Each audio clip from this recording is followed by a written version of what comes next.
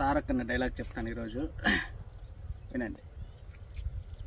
యమా ఏమంటివి మానవ జాతి నీచమా, ఎంత మాట వైతరు వరకు వెంటాడి వేధించి ముప్పు తిప్పలు పెట్టి మీ ధర్మసూత్రములను మంట కలిపి తన పతి ప్రాణములు దక్కించుకున్న నారీమణి సావిత్రిదే జాతి మానవ జాతి.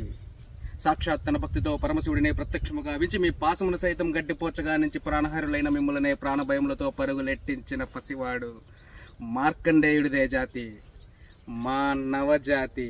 నీచమన్న మా జాతి మూలమున ఏనాడో అప్రతిష్ట మూట కట్టుకున్న మీరు నేడు జాతి అని మమ్మల్ని అవహేళన చేయుటయా? ఎంత వివేకం, ఎంత జ్ఞానం, ఎంత కుసంస్కారము! నేటి నుండి దేవుడదుకుడు నరుడదముడు అన్న కించ భావాన్ని కూకటి వేలతో సైతం పెకలించవేసదా?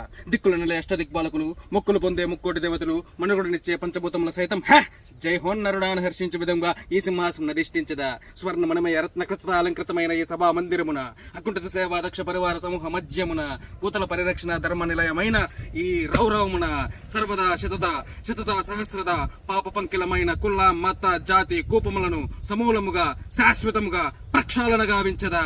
Any doubts?